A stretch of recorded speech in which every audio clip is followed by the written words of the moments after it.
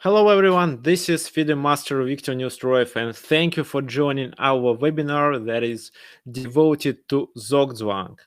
So we are going to talk about how to play for Zugzwang and of course how to take the advantage of it. Okay, before we start, please let me know if the sound and video quality is okay and we can continue. Okay, it's all good. Okay, guys who attends our webinars for the first time, please let me know which country are you from and what's your chess.com or maybe if you have FIDE rating.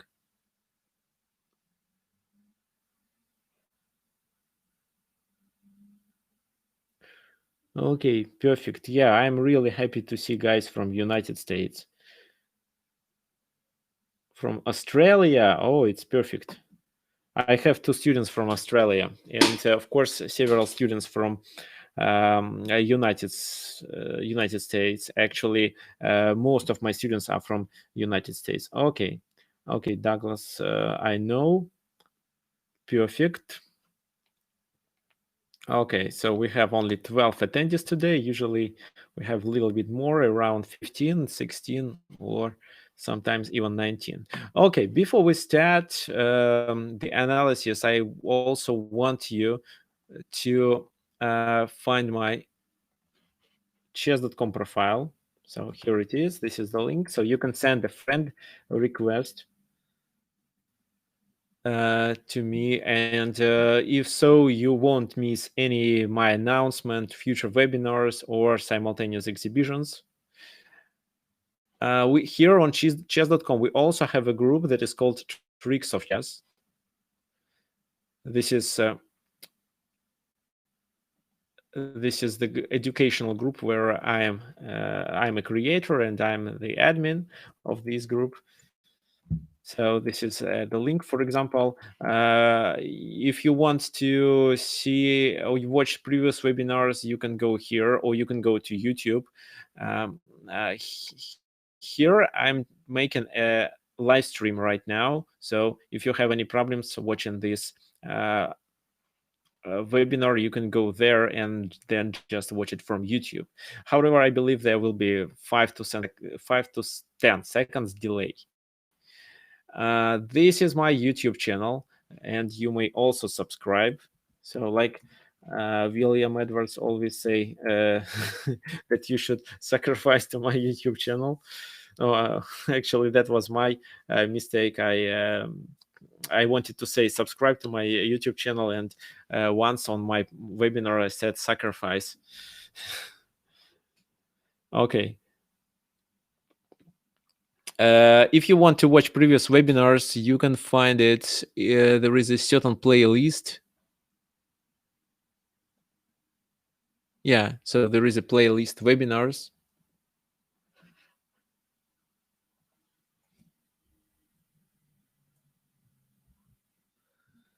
So this is the list of the webinars I conducted. This is webinar number 47. So can you imagine that we have already 46 webinars? That's really perfect. And I am also running a live stream on Instagram and YouTube as well. Okay, William, it's good to know that you play against such strong players like 1900. Okay, 2 points. Okay, fine. Okay, let's start. So we are going to talk about Zugzwang. Who knows what Zugzwang is? Do you know the definition of it? Okay, so you can type it here in the chat. Okay, let me close it.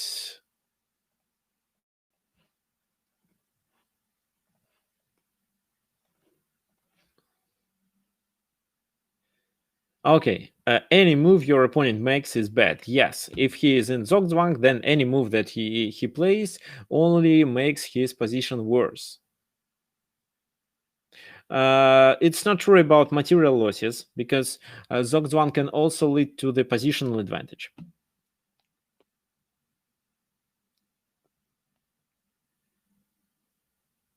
So okay, so there are several different definitions. The person who is in Zugzwang has only one move, the wrong one. Okay, I see.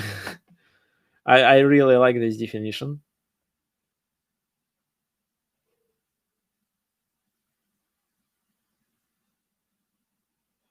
Okay. Okay, so yeah, now let's find the definition that is given on popular chess websites. So Zugzwang is such a situation. Sorry, here Zugzwang is such a situation when a player gets a disadvantage because it's their turn to play, but all the available moves are bad. So any move the player who is in Zugzwang has to play will clearly weaken his position. True. Uh, I would say that any move that the player can play leads to a worse position. So will be the most short definition. Okay, fine. So I'm closing it, and now let's analyze this position and decide what factors we should take into account if we want to force our opponent into the Zugzwang. So, okay, so the correct answer was mentioned here. Oh, of course, it's not king e5, it's king e4. So probably um, uh, you just, yeah, king e4, yeah. So you type it. You type a wrong square. So king e4, and then black realizes that he is in Zugzwang. Why?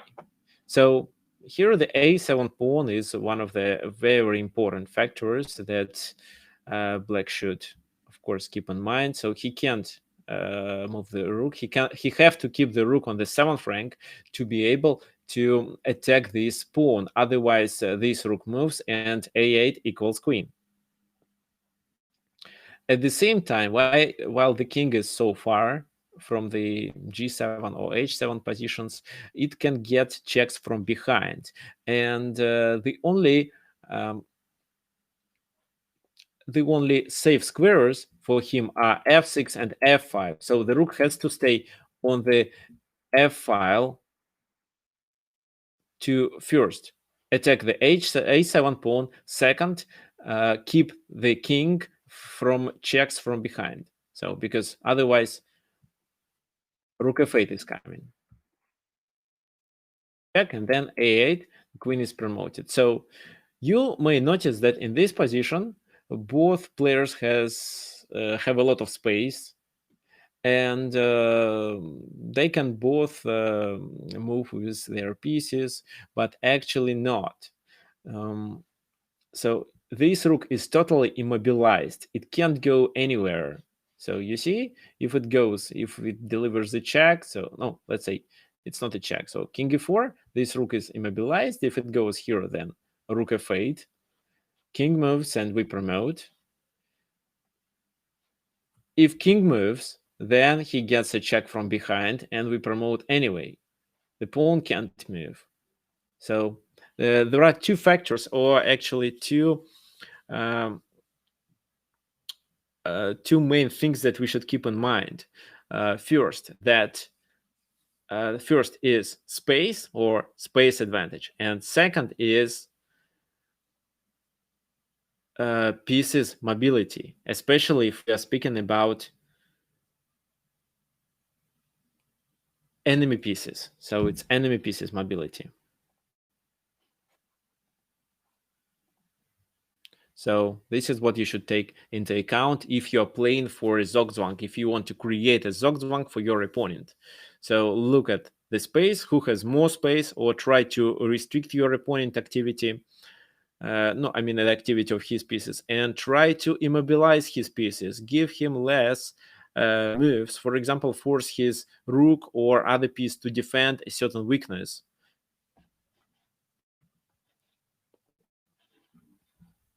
Or here to cover the king from checks from behind. Okay, so king, if it's black to move in this position, no, let me make the position. So, okay, so king e6, king c. So finally, we reach the position where it's black turn to move here. If so, then black can play king f5 and successfully save it. So his two squares are these and these. He can just move them. Now white is in Zugzwang, and looks like white has to either play king d6 and just repeat the position. For example, e4 can be played, or king f6, or just play something like that, force black to capture, then give a check from behind to cut the enemy king off and capture this pawn.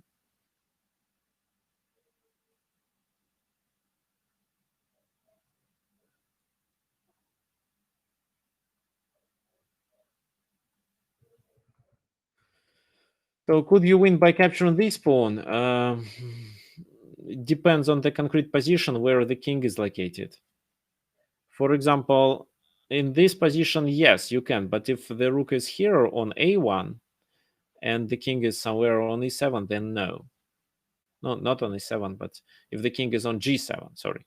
So if, okay, I'll show you. So if rook is here, king is either on g7 and h7, then it's going to be a draw anyway.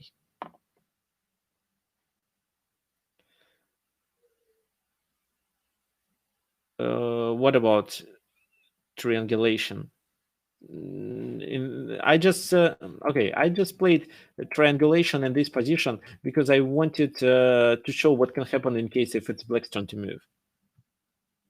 But sometimes, yes, making a triangle is one of the best way to force your opponent into the Zugzwang. And of course, we are going to analyze similar positions when you can apply this very important maneuver. Okay, fine. So we are done with it. And let's now learn the rules. So the rules how to play for Zugzwang. So first, what you should do. This is like a algorithm that you should follow if you want to force your opponent into the Zugzwang. So first, it's identification of the main factor of the battle. So it's either pawn promotion, winning material, or you're trying to create a threat of a checkmate or protect your king from a checkmate. Then you try to find the space of the board where these goals of the battle can be realized. Third, you restrict the enemy pieces mobility. And step number 4 is to drive out the enemy pieces from key squares of the board.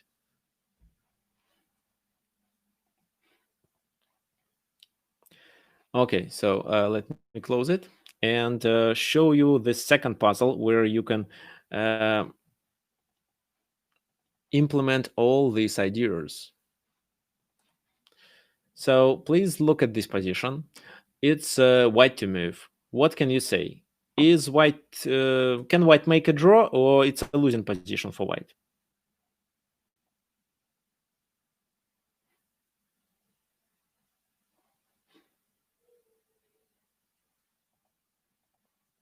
Draw? Okay, if it's a draw, then tell me how.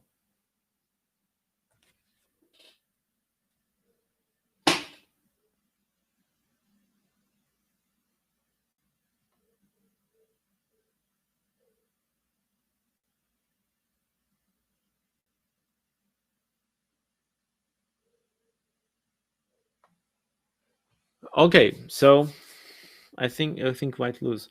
Okay, guys. So if you don't know, so I'm now in Russia. So I'm a FIDE master from Russia. Um,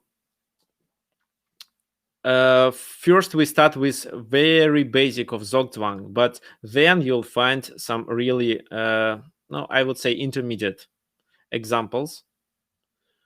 Maybe some of them will be really difficult. And as a bonus, I'm going to show you a really difficult example where I doubt that you can find a solution.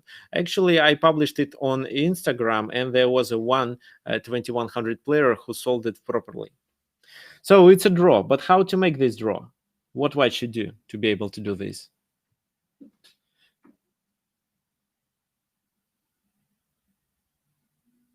King e4? Okay. You say king e4, king f8. And then what? Actually, it doesn't really matter. Any move, and then I play king e7, and I take the e6 pawn. So no. So right, the first move is king f5 actually. Then, if black doesn't want to lose a pawn, he has to play either d5 or king g7. No, I believe only king g7 works. For example, if d5, king takes f6, and d4 e7, and white promotes first. If in this position king f8 to stop the pawn, then king f5, and white captures the d5 pawn, it's a draw. So king f5, king g7. How to play then? What do you think?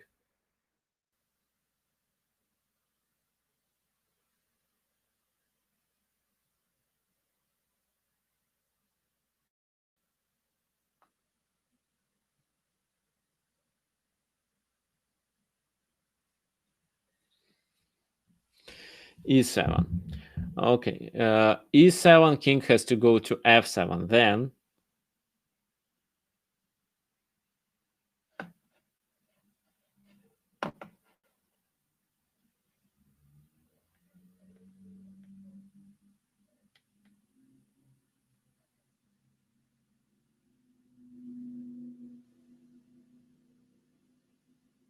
oh, actually, it doesn't really matter what piece you promote to.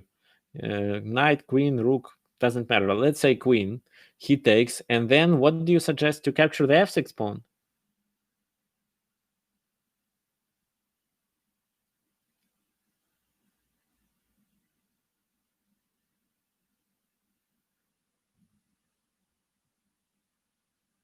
Okay, right. So it's only king e6. Only king e6 can make a draw in this position. I'll show you.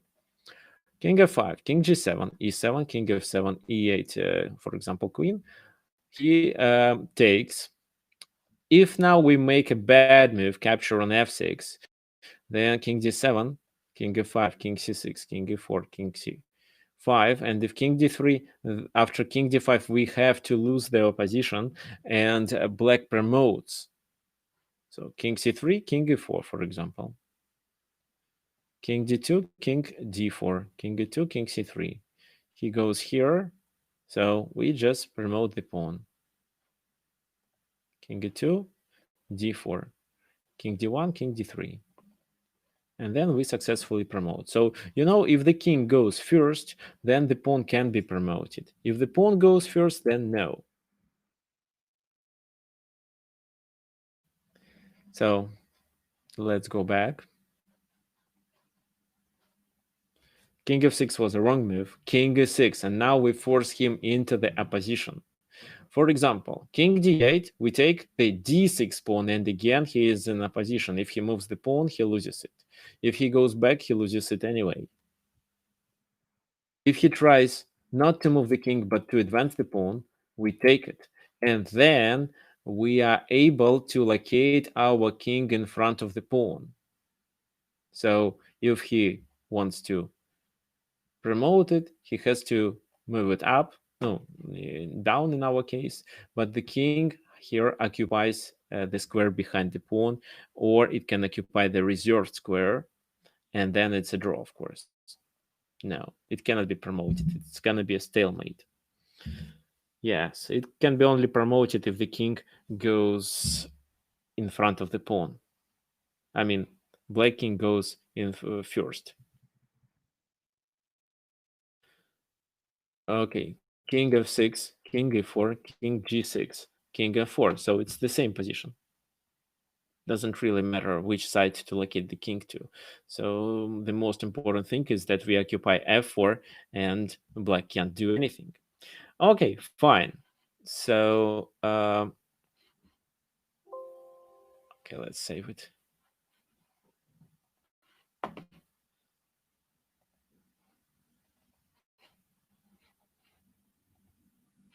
No, actually, I don't want you to show this one. I'll show you the other one.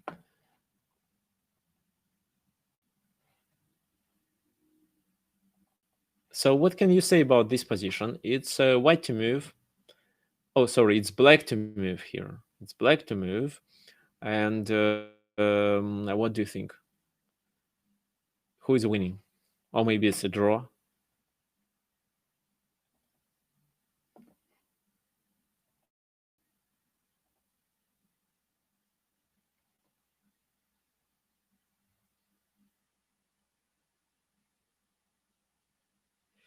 Okay, as for the previous puzzle, guys, don't worry. After king e6, white king is able to catch both pawns.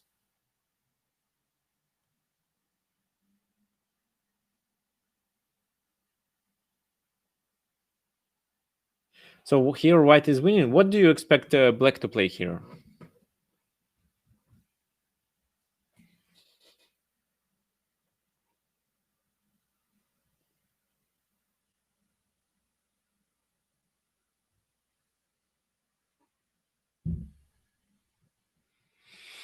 Yeah, king d7 is the only move to take their position. And how white should continue? What do you think?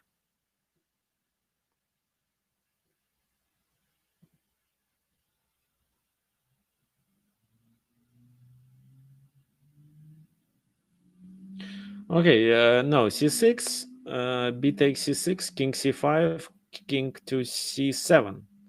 It doesn't work.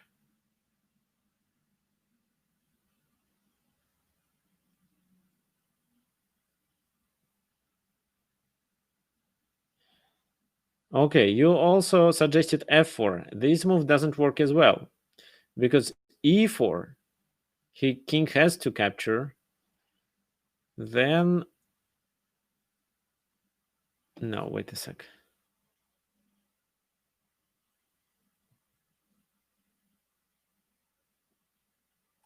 Yeah, here e4, king takes e4, king goes to c6, king d4, king b5.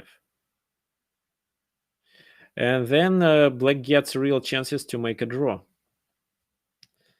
So f4 is not a good idea, but g4. So this is what is called a reserve tempo. This is how white uses it. So don't advance the pawns in the pawn in game too early. Keep it as reserve tempers if these moves are not required. You'd better get more control over the center in such a case. So g4, he has to go, if he goes to c7, we first enter his king side and capture all the pawns, promote our h pawn, so I can show you. G5 here. Yeah, G5 is the key idea because it helps us to promote faster. So if A5, G takes F6, we also promote and then are able to stop the pawn.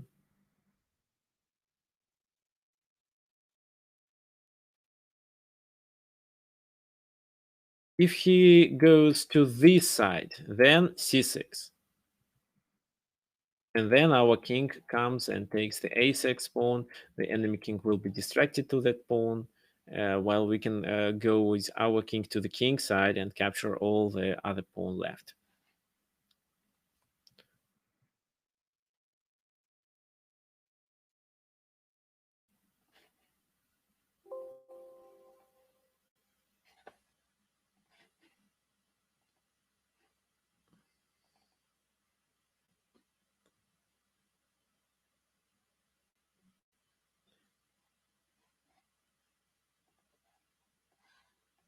What can you say about this position when it's black's turn to move, but the pawn is already on g4?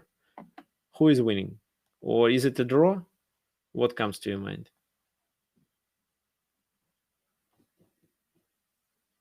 Draw. So it's black to move. Why do you think it's a draw?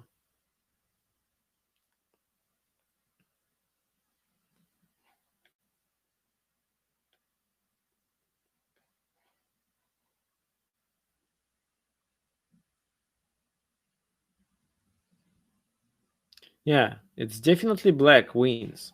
Black can play king d7 in such a case. Then, if king e4, king c6. Well, king c4, king c6 anyway. So, and now white is in Zugzwang. He has to go either to here or maybe here, but he loses the c5 pawn, and then he loses the game. So then the a5 pawn is lost and the game is over.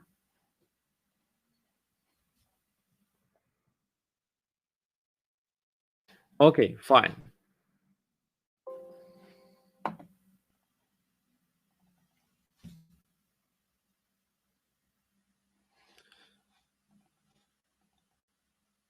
Okay, what do you think about this position?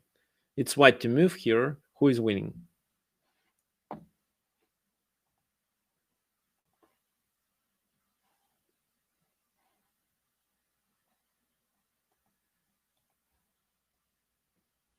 So white is winning how? What's the idea?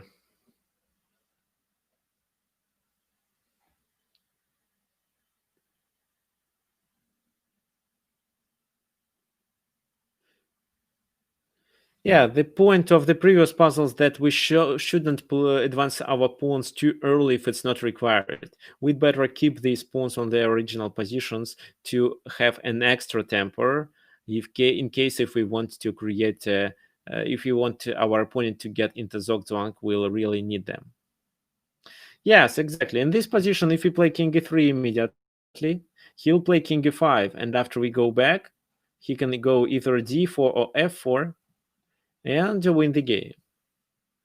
But if it's his turn to move in this position, then he has to go back and will capture the e4 pawn and win the game. How to how to make the position when the kings are on e3 and e5 and it's black's turn to move. If so, we should make a triangulation. That is shown in my course, How to Play Pawn in Games Successfully. So if you want, you can get it on my website. So yeah, here either king f2 or king d2, doesn't really matter. Let's say king d2. Then he goes to e5 and we go to e3. So to move to e3 we can spend one temper, but if we spend two tempers, then it's his turn to move and he loses because the king has to go back. Here, after we play king d2, you may notice that there is no such an option to make a triangle with the enemy king. He doesn't have these squares, so he has to go back and then we can capture here. Okay, so king b2, king b5, king b3, king d6, king b4, king c6, king d3, king b6. How to win? What do you think?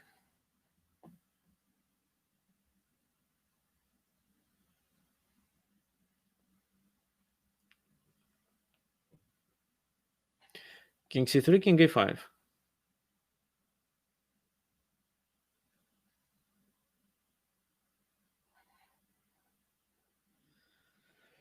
Okay, so you want a webinar on Sicilian Grand Prix as black? Yes, maybe.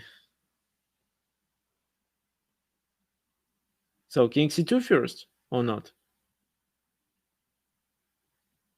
Okay, if you want to play king c2 first, here, because this square is not under attack, I can also make a triangle and only play to a5 in case if your king is either here or here. So king b2, king b6, king a2, king a6, king a3, king a5.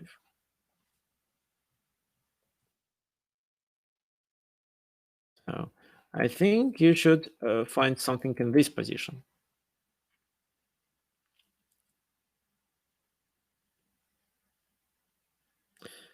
b4. How does b4 help us? Yeah, b4, he takes before king b3, and again he is in a Zugzwang. He has to move the king back to b6. After that, we capture on b4, then advance our pawn.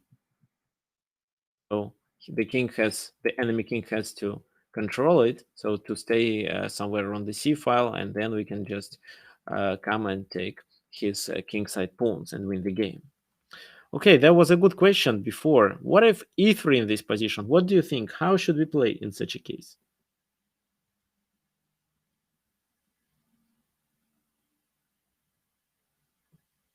King d3, you think? Or king e2? What's the difference?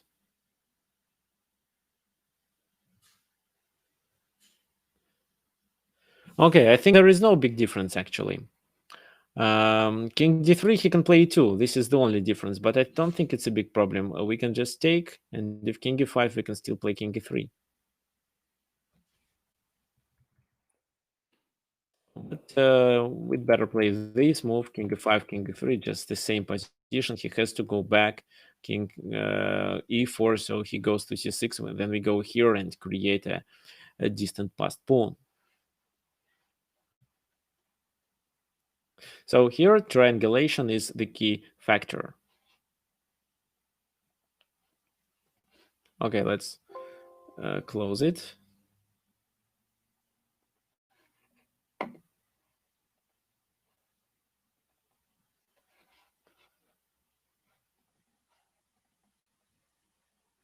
So then let's talk about rook endgames. So what do you think? It's white to move in this position, and all the hopes of white victory are connected with the h pawn. What do you think white can do here to be able to succeed?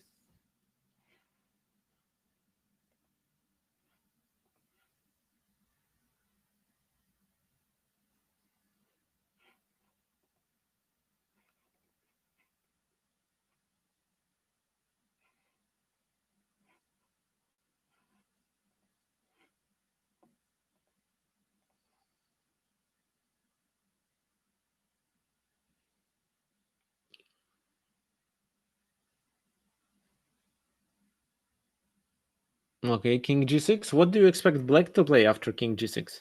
Okay, Anirudh, if you want to show something, I think you better first send it to me.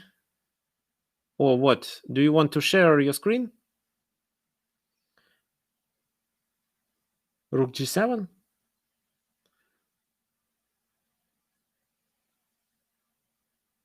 Okay, so I think in the case of king g6, rook g3 check. And after king f6, maybe another check. Or maybe just rook b3 back. If you play rook g7, I think I would play maybe king f8. And it's gonna be, no, it can be a draw, I think, in such a case. So rook g7 is not a good move. Rook e8, king f7. Rook h... wait, no. Okay, Shreya, what do you want? Rook h7 right now? But then just rook b5?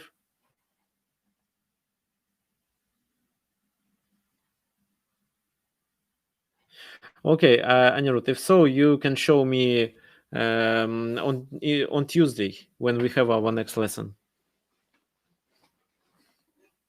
So wait, rook h7 to cut the king off, but it's already... Oh, maybe rook g7 to cut the king off, but king f8, and this pawn is hanging. So then rook g5 maybe.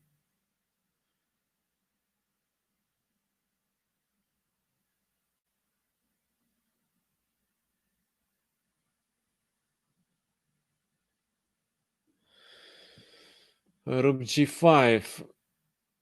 Yeah, I think it's a winning position. However, here you can find even a better way to succeed.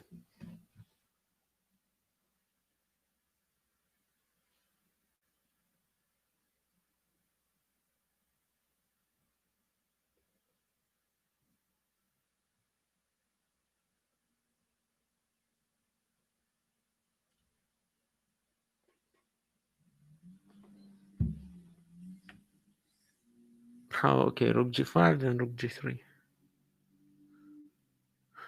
Oh, wait a second. So it's a nice combination. King h8. Oh, king h8 is a losing move here. But if rook g5 here, then rook g3 looks really good. But actually, no, it doesn't help us. So, for example, at least rook g6.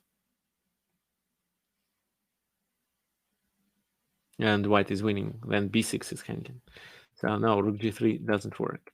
But I think king f8 can be played. And if so, you wanted to play this move to cut the king off. That makes sense. it's gonna be a winning position, but it's difficult to win it. I mean, it's more difficult than in the line that I would suggest.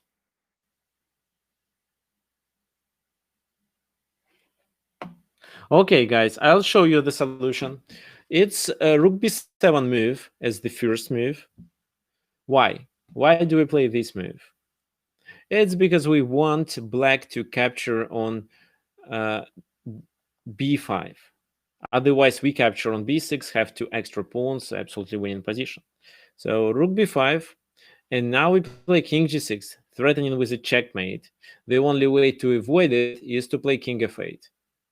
If so, just h6 and h7, h8, and so on. So you see here, he can't deliver any checks from behind because these squares are attacked with the king. So if he wants to deliver checks, he should do it from behind. And in this position, either h7 first, or it's better to play rook b8, king e7, and h7 after that. So then nothing can stop to promote the pawn. So checks, king just goes to f5, closer to this pawn, and h8 on the next move. If he tries to do this, then h8, king d6, king f5, king d, maybe b5, king goes here, king c5. It's absolutely winning position. So the king is too close to the pawn. So king goes here, this move, and then the game is over, of course. So rook b7 is a better way to succeed in this position. So rook b7, and he's in the Zugzwang. He either loses the second pawn or takes on b5, and after king g6 is under a mating threat. So by playing rook b7, we force him to play rook b5, and then after king g6, yes, he has some space for this rook, but actually this rook is immobilized. It doesn't play its main functions to deliver checks to the king from behind. So that's why.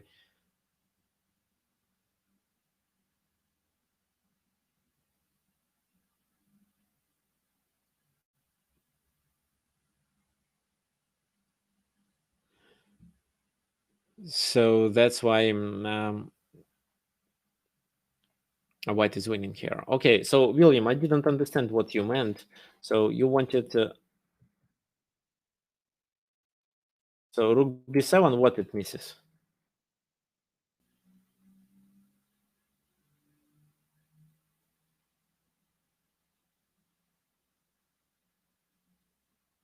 Losing attack? No, why not? We want to take on b6, of course. Of course, we want. It's trying to promote. Yeah, so we keep in mind two ideas.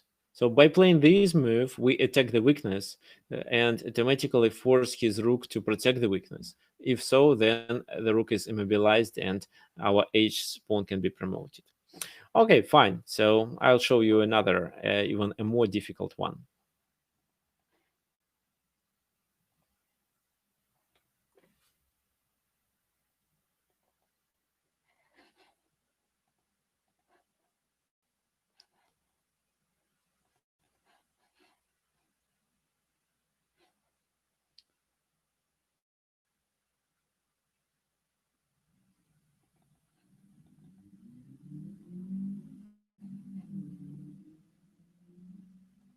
So here as black, we are threatening with rook d4.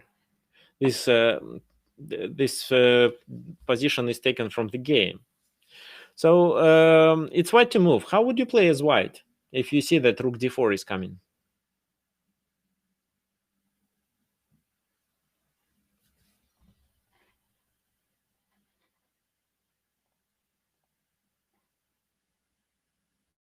Rook d2, rook d2, rook d2.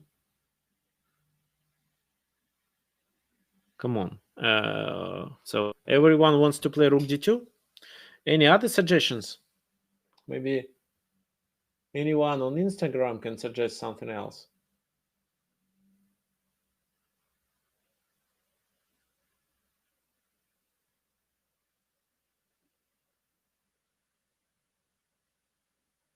No. Rook e4? No, rook e4, rook takes b2. Come on, guys, don't blunder the material. You may sacrifice it if you see that you get enough compensation.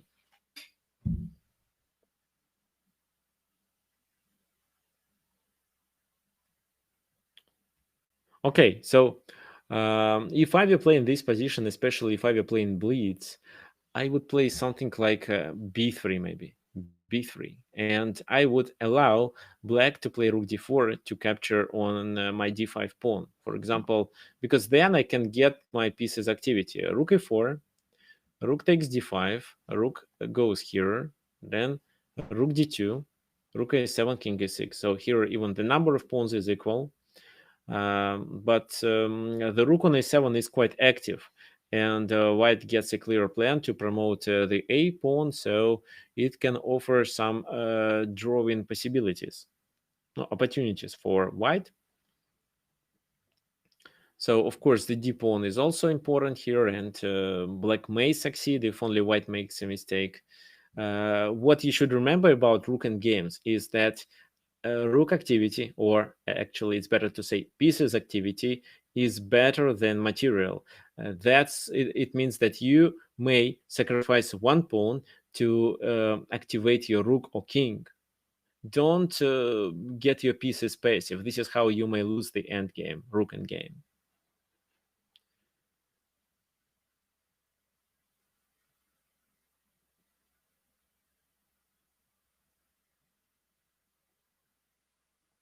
Okay, so rook d2 was played, like most of you played.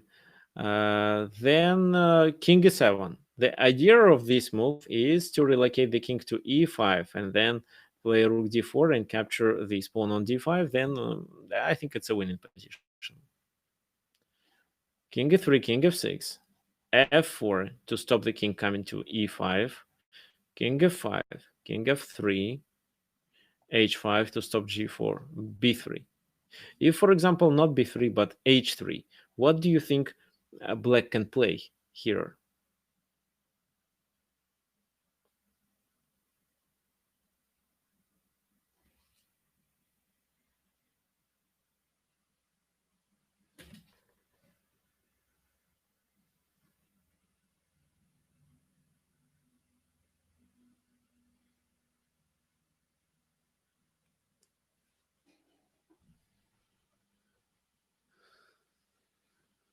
h4 or g5?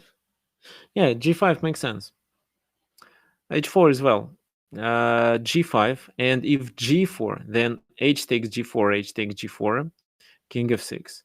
So if he takes, he loses one of these pawns, either g4 or d5. So for example, if rook g2, rook d4, if he advances it forward, then rook f4 check, king g3, and just king e5 with the idea to play rook d4. If, for example, white wants to activate his rook to play this move to be able to get to e7 and maybe get some counterplay, just rook e4.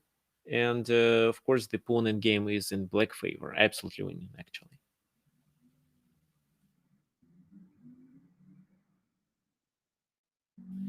So b3 was played. a5. How would you continue as white? Okay, while you're thinking, I may answer the question. Can Zugzwang occur in middle games? Yes, it can, especially in the positions when one side faces with a lack of space.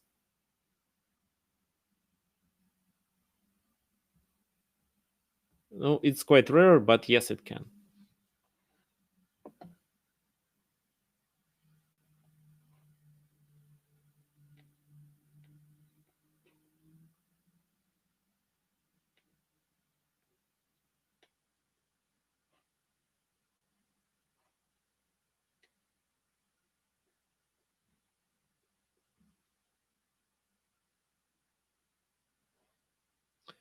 Yeah, in closed positions. No, maybe not in closed positions, but definitely when the enemy pieces are immobilized.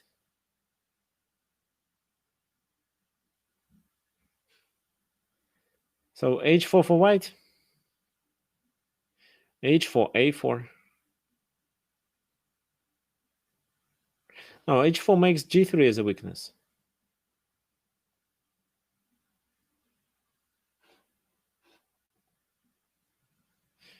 So I think in this position, something like rook e2 could offer some chances to make a draw. No, however, maybe not. No, not rook e2, because if rook e2, then a4, and if rook e7, a takes b3. No, wait, king f6, rook d7, a takes b3. No, rook d6 doesn't work because then king e7 and b2 is threatening as well. So a takes b3, check on b3, and if here king goes to e4, then just g6, rook d6, king e7, rook moves, f5, king e5, and this nice mate on e3. Well, that could happen in one of the variations of rook e2. So rook e2 didn't really work. Maybe rook c2 might work, or I don't know, maybe h3, g5 anyway. So it's difficult to make a move. Almost every move makes white position worse. So white played rook d3. And now white is in a Zugzwang, because his rook has to protect two weaknesses simultaneously. No, actually, not b3, but a3. In this position, he has to play a3. So this rook is active. It attacks here.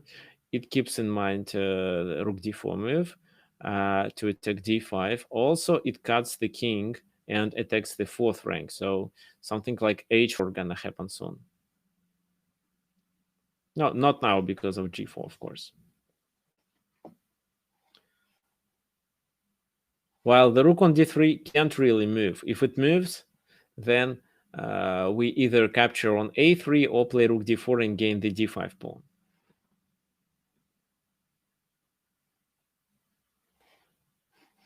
So in the game, it was g5. F takes g5, king takes g5. Now we can go and capture the d5 pawn. So you see, in this position, he has to take, otherwise we take, and then take with our rook with the check. Take g5, king g5, now king comes back. c4 to chase the rook, take here, and then white resigned. It's clear, because then king c5 and we promote, and even take the a3 pawn.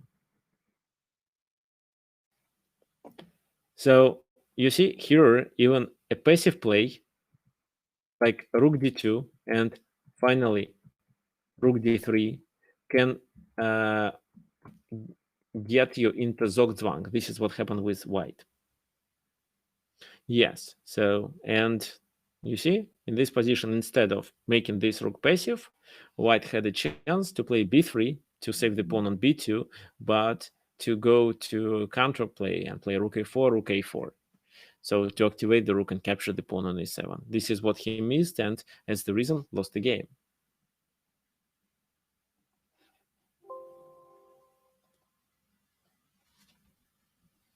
Sometimes active rook is a decisive advantage. Sometimes active king decides the game.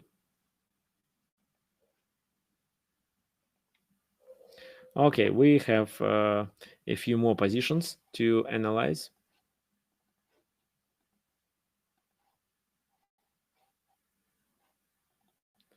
So here it's white to move. What do you think white should do to be able to win?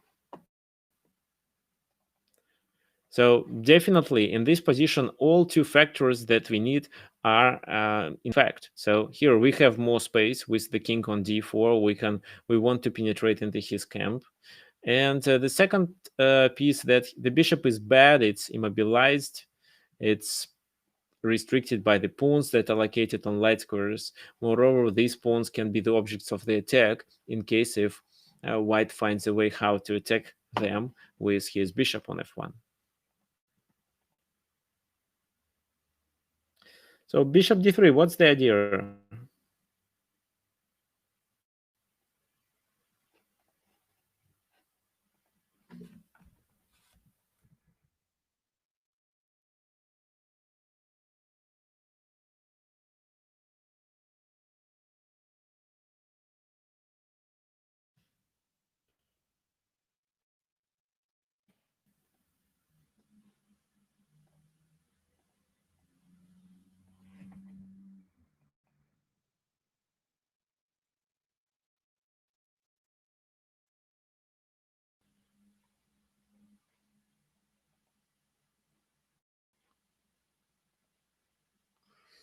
Attack f5.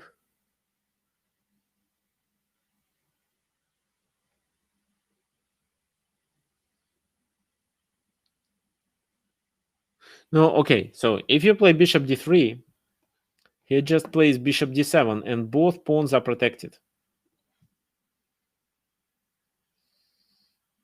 No, not king e6. No, of course not king e6, because if king e6, then king c5, and the game is lost.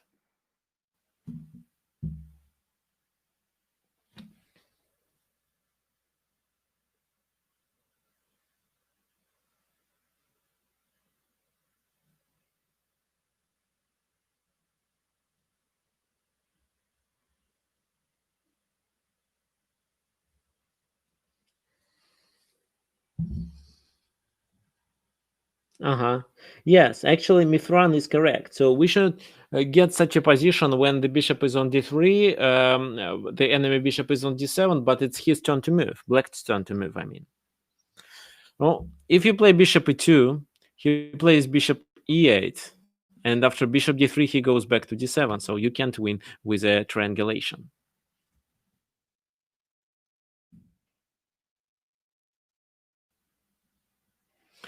Bishop e2, bishop e8, bishop d1, bishop c6. Sorry, not here, but bishop c6. Bishop c2, bishop. I see. Oh, I think in such a case, they would play maybe this move. If you do this, then this. And if bishop here, then bishop here. So not bishop c6.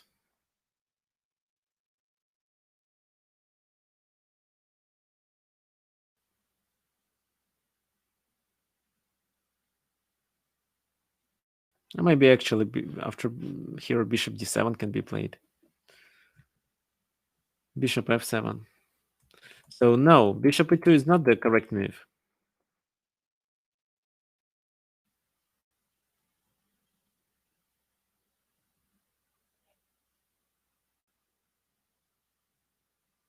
Okay. Oh my God. So William, you're absolutely correct. So the first move is h4, and yes, this is better than h3. Probably h3 also leads to a better position.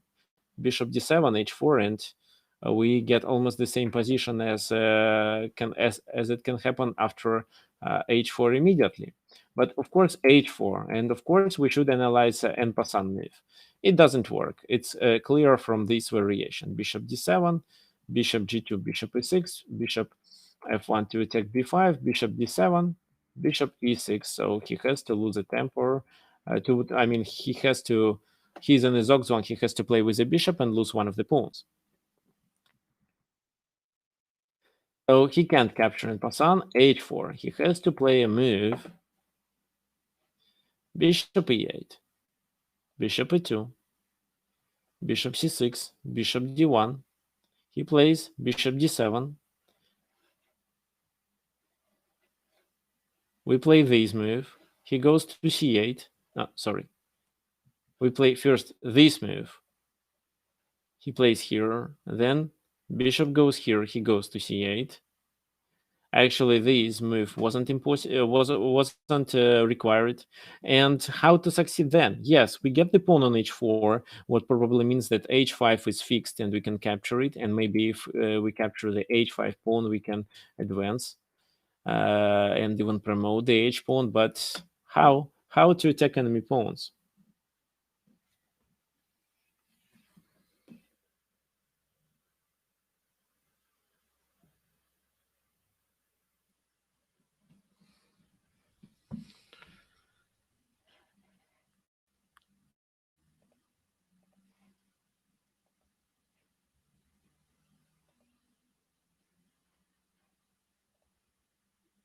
Bishop b1 and bishop a2.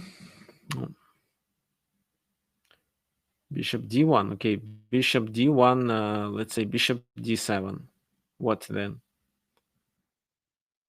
Bishop b1. Bishop e6. Bishop a2. Bishop f7.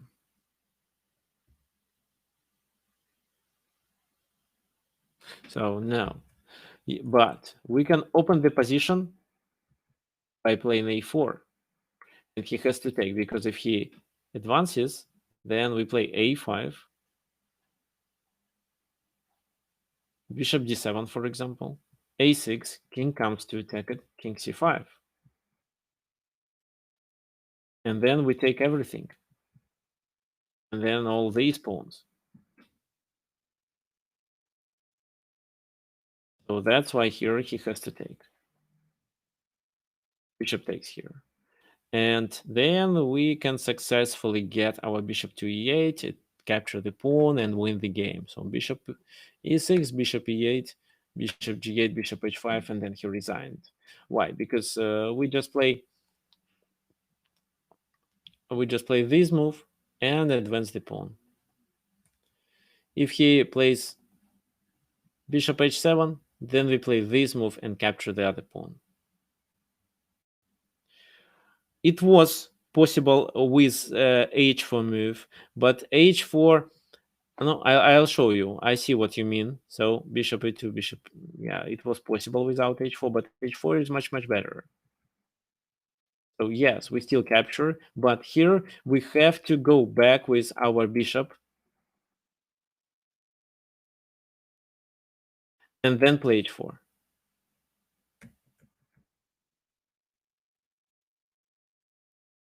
And then try to play for victory. Of course, it's a winning position, but we have to play accurately.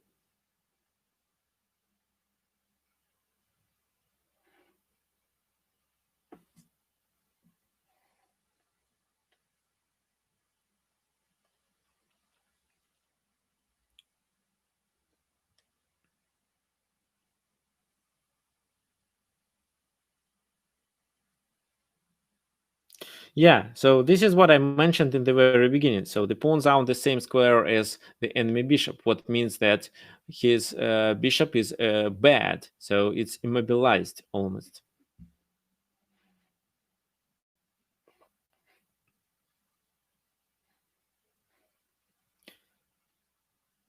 Okay, any questions on this position?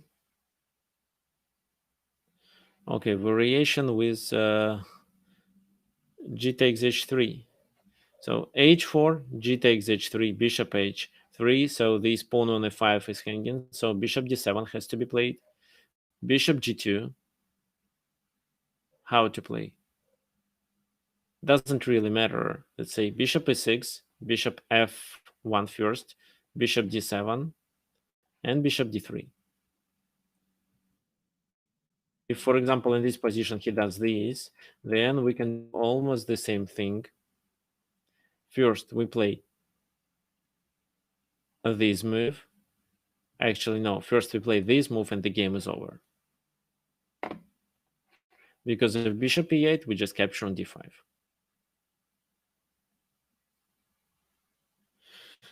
No, I don't think it's possible to break through without a4.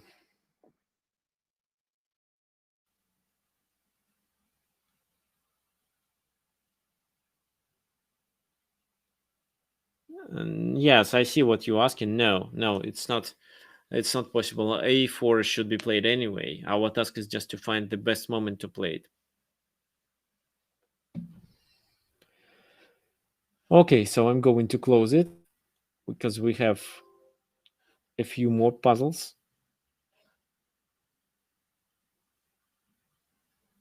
Okay, so is it a bad bishop if it can defend all the pawns in the end game? So here is bad bishop. Yeah, it was a bad bishop, but black could save the position if only he has enough space and cannot. It doesn't allow white king to penetrate into his camp.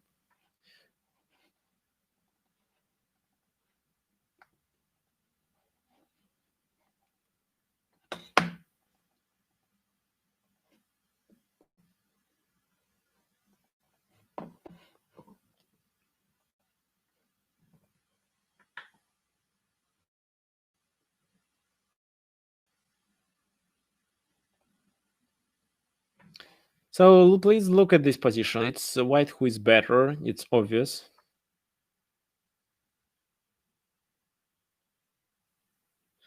Okay, how to find these bishop's moves? Yes, it's more about calculation. And I think the most important part is understanding where the bishop should be and whose turn to move should be in such a case. But it's not so difficult to calculate, actually, especially in a classical game.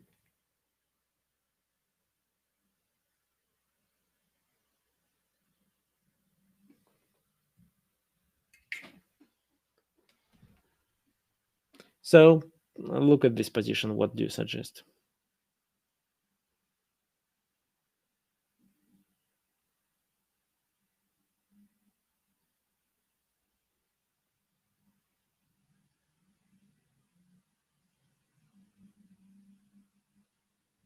It's white to move. White is playing for victory here. It's white to move.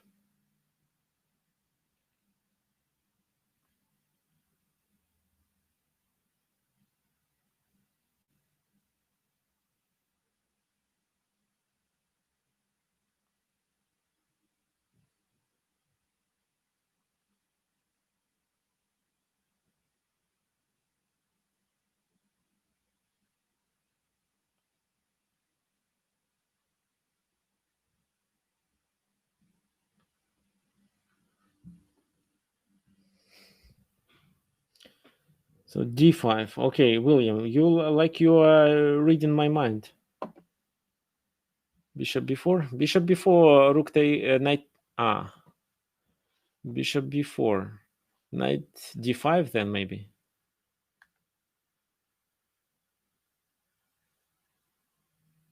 Okay. Anyway, so white thought that with d5 move he can get a really strong counterplay.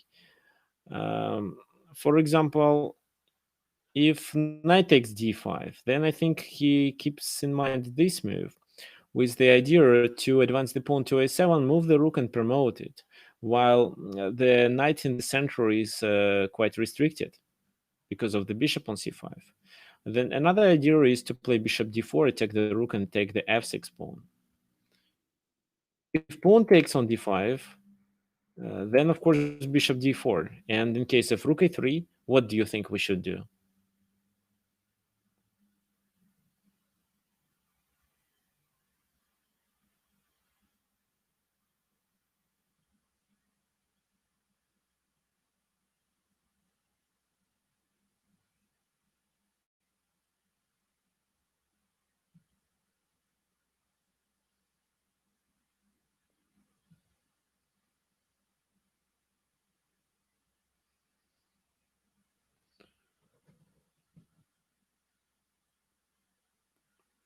So bishop takes, rook takes.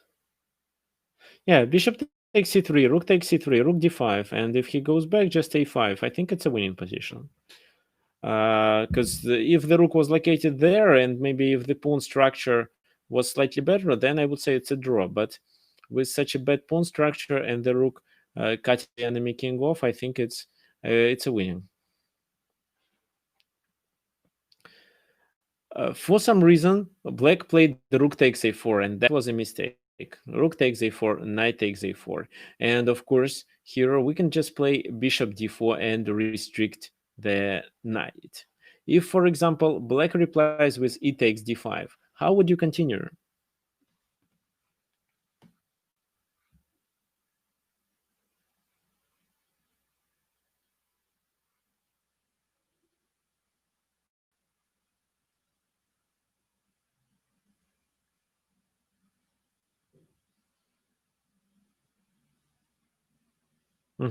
So king g3, but what's the plan? Yeah, exactly. To arrest the knight on a4. So king g3 and so on. Right. So like that. So that's why here in this position he has to play. No, wait, what he has to play? He has only to play with his king because d6, d7, d8, and so on. So king g7 to keep the king closer. d6, and now black is in the Zugzwang. He has to catch the pawn with king f8 move, bishop f6, and black is down a pawn. It's a winning position. Knight comes to b6 to stop the pawn, but it doesn't help. King g3, knight d7, bishop b2, king g8, king g4, king h7. So it's kind of a technical position. What should we do? We should create a passed pawn on the h file, then move our king to c6 to attack the knight and promote. So we need a passed pawn because if we don't have a passed pawn, then he comes with the king to support the knight. But if we create a passed pawn here, then he has to stay on the h file. So we have enough time to go and attack the knight and force him to sacrifice the knight for this passed pawn. So create pawn weaknesses? No, I don't think it's more about. I think it's more about passed pawns. So king h5, knight f8. We trade here. Now we have the h pawn. We advance it. Okay, so in the game it's knight f8, and after king f6, he realized that the game is over because king comes to e7. However, you see knight f8 is a really bad move in this position. Instead, black could continue with this move, but he's in a really Zugzwang. He can't do any move that improves his position. He has to stay and wait. h5, king h7. Then either f3 or f4. Well, maybe this, because we want the king to be on h7. And then, for example, f5 to make our way for the king a little bit shorter. So he takes, the king takes, king h6, king g4.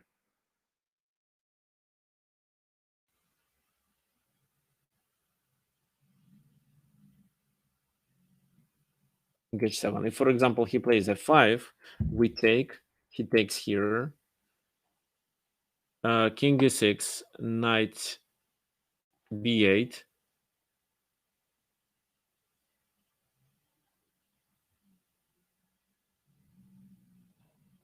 bishop a7, knight c6,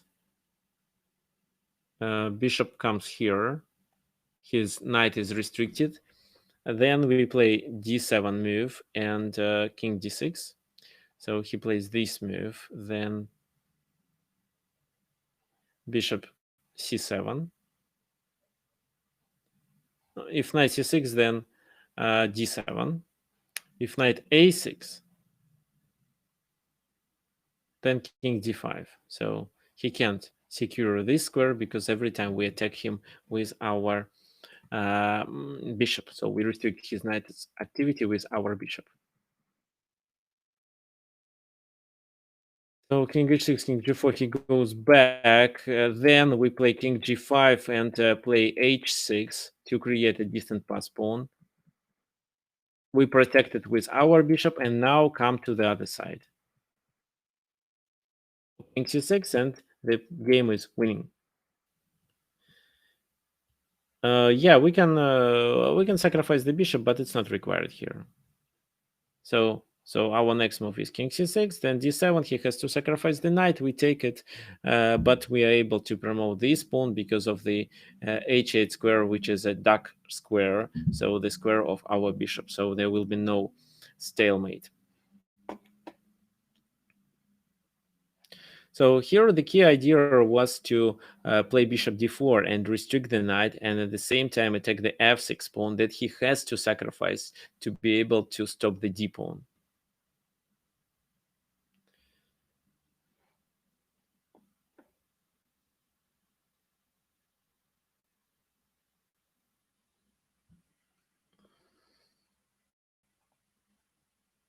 Okay, any question about this position? Because I have... Oh, actually, I have only one more for you. One more for today. However, I believe this one will be a really difficult task for you.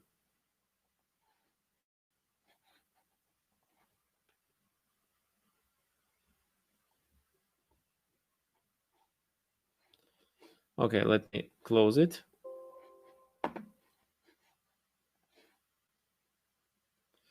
This is the one I really like. No, I'm going to show you right now.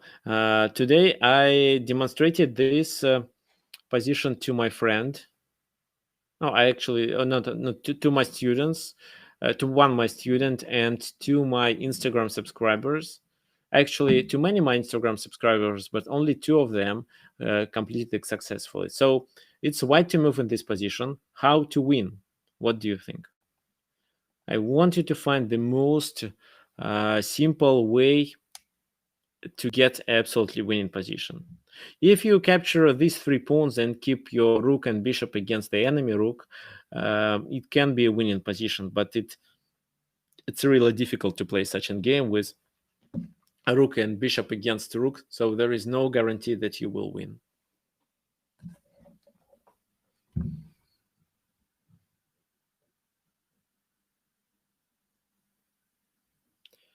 Bishop f4, what's the idea of bishop f4?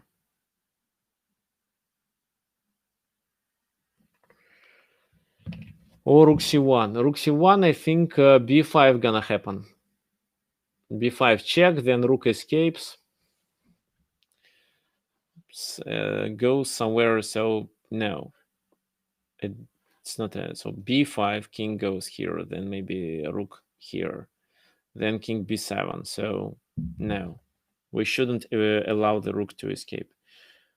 Rook c1, king... Wait, bishop f4, king c8. Then you want to play rook h8? King d7 then. What then?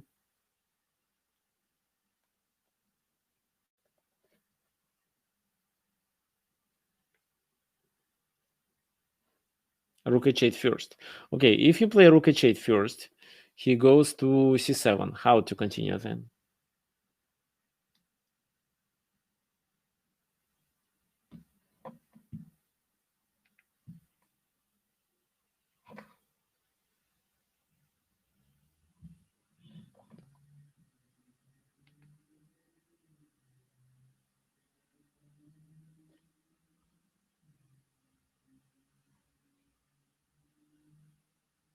Okay.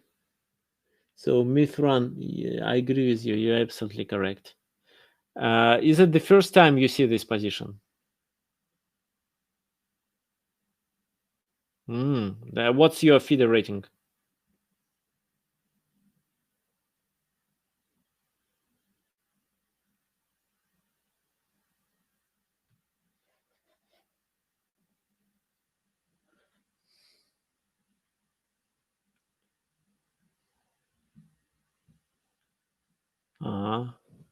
Okay, so rook h8, king c7, bishop f4 is not a good move in this position. He goes to d7, and if bishop f3, just b5 check, for example.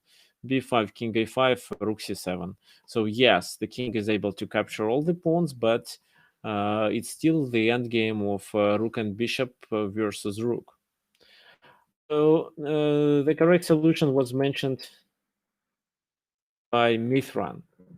So king c7, bishop d8. A very clever move. So if now king goes to d7 or c8, just bishop b6 gains a rook. That's why king goes to c8. Bishop b6 anyway. Now the rook is trapped. The only way to try to save it is to capture the bishop. But after rook c8, you see, black pieces are absolutely immobilized. So they all are in Zugzwang. And the only move that black can play here is a rook move, rook a8. So he sacrifices the rook and the game is over. So king has to move, then this pawn is taken, then two other are taken as well. Absolutely winning position with no chance for black. So let's look again. Check, bishop d8, and bishop b6. So forcing the king to go to b6. And then after rook c8, so black doesn't have any space. Okay, guys. So thank you for joining our today's webinar. And let's repeat the basics.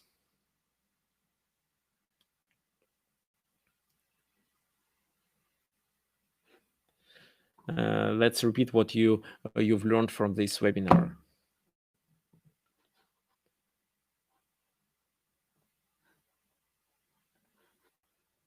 So of course you know what Zugzwang is, but what you should keep in mind when you are playing for Zugzwang and when you're trying to get your opponent into Zugzwang. So first, think about space, who has more space and how to get more space.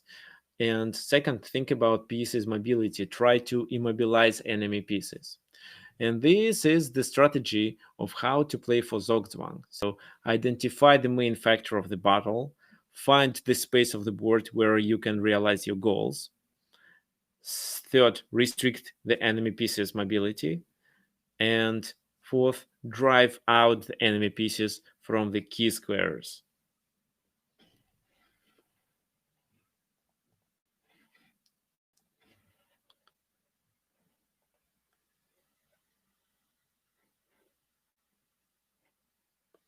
Okay, so thank you for joining and mhm.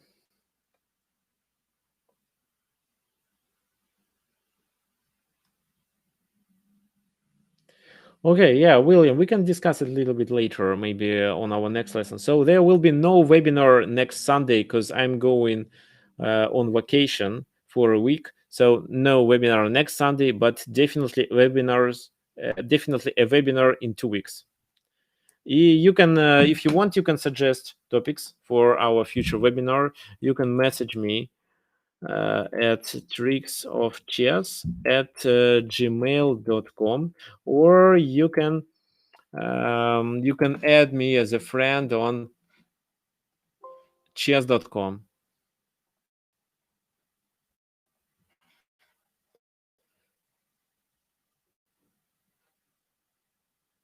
So this is my profile. So send me a friend request for those who are not following me. That's the link. And the link to my YouTube channel.